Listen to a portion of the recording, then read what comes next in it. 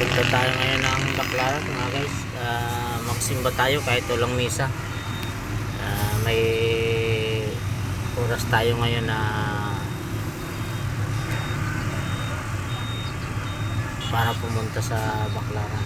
Ay wala tayong biyahe. Ayan. Sakay na tayo sa tricycle mga guys pa Baclaran. Magsisimba tayo kahit na walang misa. Yan naman ang lagi kong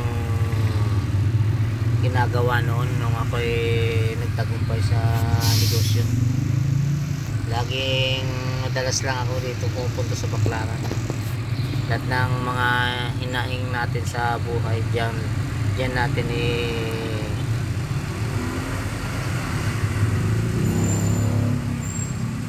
binubuo sa simbahan ng Baclaran.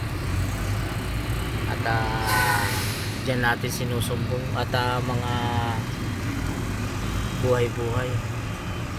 Ayan. Ayan na nga. Nasa jeep na tayo ngayon. Sumakan na sa jeep.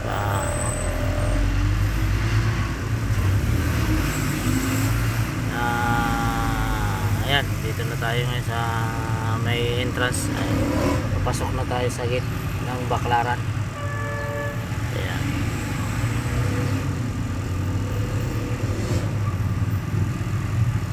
Dalawa lang ang ating pinupuntahan. Kung hindi Baclaran ay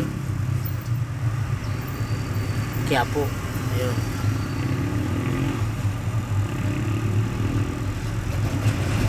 Libre nga tayo ngayon araw na to, kaya ayan, pumunta tayo.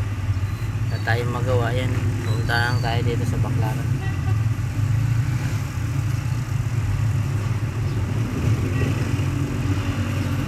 Sana bakit nga pala naisipan ng isang tao na pag may problema saka lang nakakapag-isip sa pumunta ng simbahan. Yung kasagsagan ng biyaya, busy ka na lagi sa negosyo at sa kung anong gawain.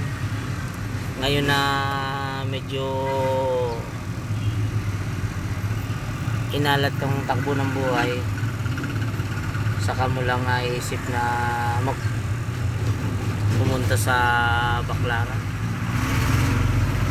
Kaya siguro ito yung bigay talaga ng plano talaga ng Diyos na medyo humina ang ating takbo ng ating negosyo.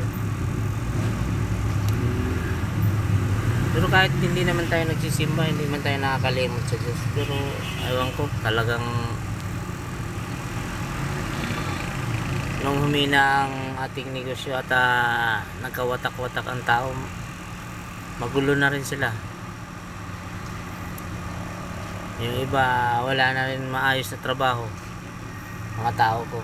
Hindi pinabayaan nila yung trabaho nila. Unang-una hindi nila inalagaan yung may-ari ng pinagtatrabahuhan. Kaya ngayon, imbis na maganda ang buhay nila, ito talagang nangyari sa kanila. Tama lang para matuto sila at matuto yung mga nakakapit sa akin na nag-abuso sa aking pakikisama sa kanila. Ayan, nandito na tayo, nagsindi tayo ng kandila mga lods. Ayan, sana panalangin natin ay bumalik uli ang ating kaginhawaan. Sana bumalik. Ayan, bumalik sana ang kaginhawaan ng ating buhay. Hindi pa huli ang lahat. Ayan. Maraming salamat sa ating viewers.